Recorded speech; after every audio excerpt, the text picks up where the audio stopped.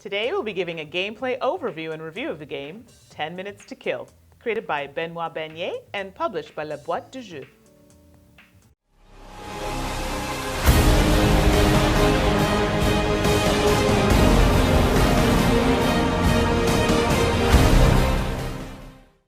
Hello everyone, and welcome to another episode with To Die For Games. I'm Mandi, the board gaming pinup girl.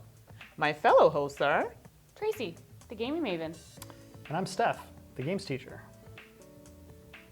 Are you trying to find one particular part of the video that you've been searching hard for? The gameplay? The review? Well, there's timestamps right down below. You can use them to find the segment you want to look for. Was there something you're itching to tell us? We'd love to hear what you thought or what you want to see next. So please feel free to leave a comment below. If you don't want to miss out on our next episode, click on the subscribe button and you'll know when our next video is up. 10 Minutes to Kill plays in about 10 minutes, is suggested for ages 12 and up, and accommodates 2 to 4 players. We've got 10 minutes to kill all set up and ready to go. So let's get to it. Objective. Using your various weapons of knife, gun, and sniper rifle, be the first player to kill all 3 of your targets or get your fellow hitman arrested. Tracy, tell us what's inside the box. Components. 16 characters and their matching character tile, 16 black standee clips, 3 police characters, 3 white standee clips, 16 location tiles, 4 hitman tokens, 1 reminder sheet, the first player token, and the rule book. All right, now that we know what we were playing with, how do we set up? Stephane? Setup. Players each get a hitman token, 1 character tile that will be their hitman. Keep this tile secret.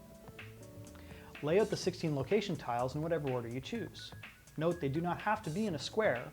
As long as each tile touches the side of another tile, you can create any layout you'd like. Randomly place all the characters on their standees onto the playing board, 1 character per tile. Place 2 police characters beside the board, or 3 in a 2-player game. Each player draws 3 more character tiles secretly. These will be your targets for the game. The rest are placed in the game box. The reminder sheet is placed so all players can see it. First player takes the first player token. Now that we're all set up, how do we play? Mandi?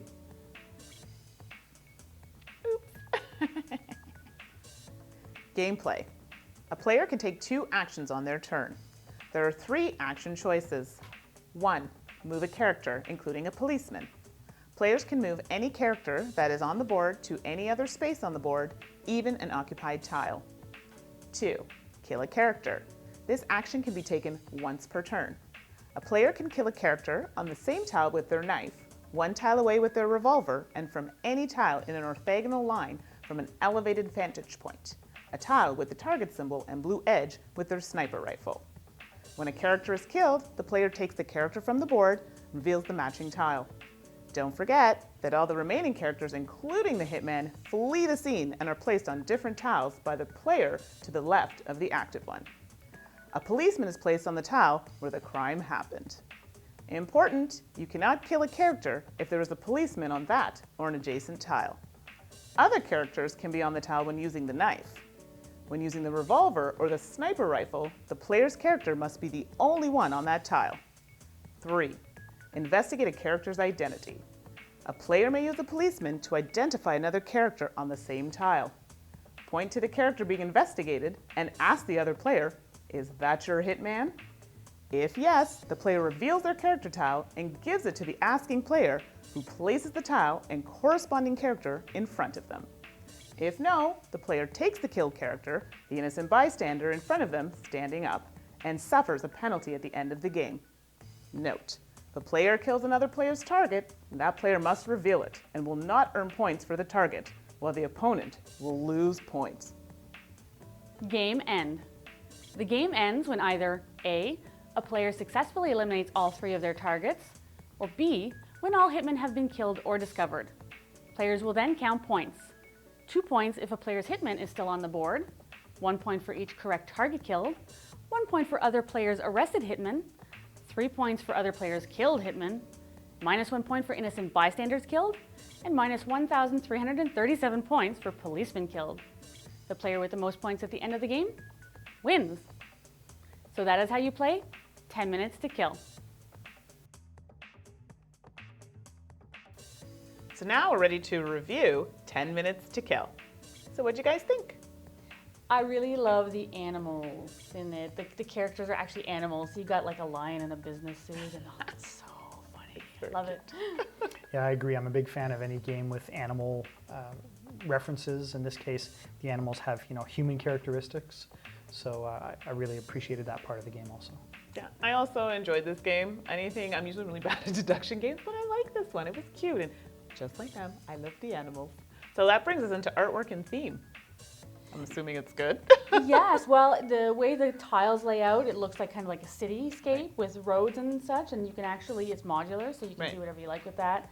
And the theme is very appropriate. You're basically an assassin, hitman, trying to kill your targets, so.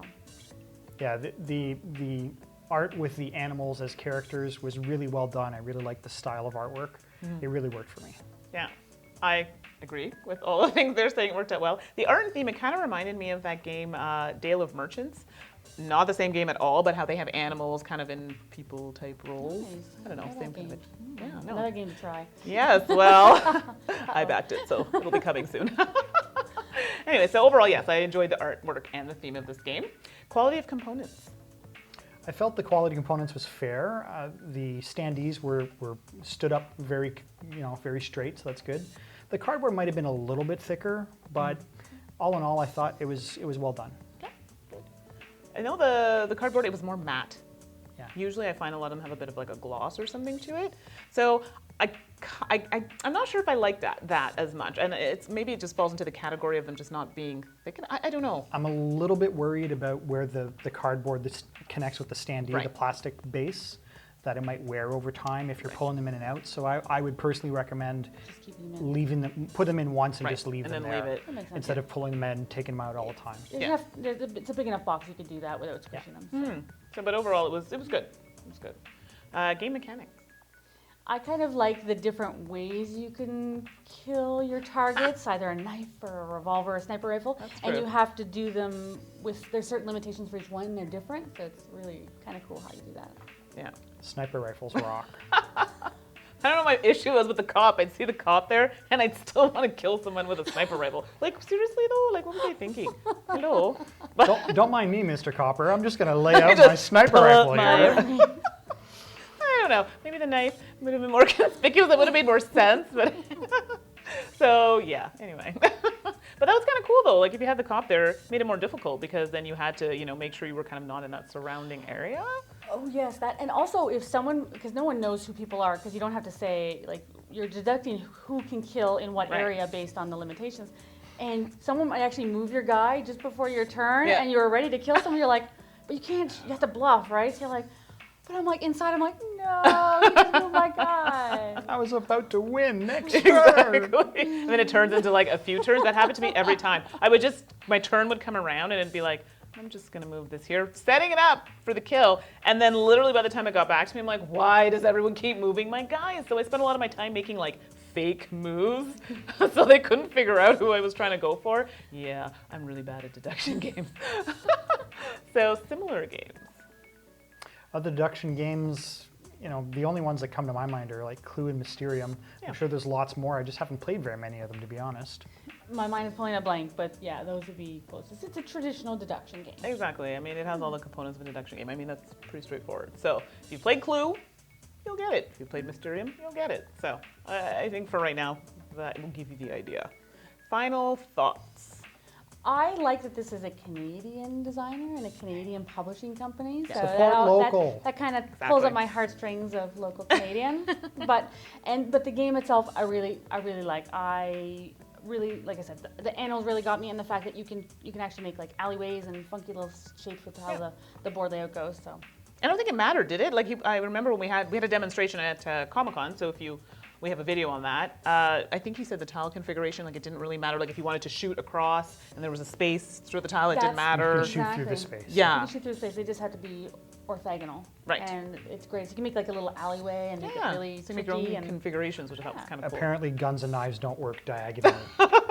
Orthogonally knew? good, diagonally bad. What was your final thought? I really enjoyed the game, and I like the fact that there's still, even though it does play in about 10 to 15 minutes, there's still a good amount of thought, decision making and thought processes going into the game, and that you can really take it out over lunch hour and play 2 or 3 games, quite easily. So. Yeah, that brings me to exactly what I was going to say. Something I could play at lunchtime with colleagues. It's very simple, plays in a short amount of time. I'm really bad at deduction games, but I find this game, it was still exciting for me, and I still didn't feel like, oh, I'm so terrible, even though I really was. It made me feel that I was better, and I really like the animals. I love anything with animals. I've only played it a couple of times. Was it set in the 50s? No, Not necessarily. Some characters Was it look like pinup era kind of? Well, it's funny you say that because I found some characters kind of fell in 50s. Some look almost 30s era. Okay. It was like a mishmash. Fair enough. So, but yeah, it's good that you pointed that out. But yes, I found it was a bit of everything, era-wise. I liked it. Yeah, so there you go. So consensus, we enjoyed. So thanks so much for joining us, and we'll see you next time. Bye. Bye.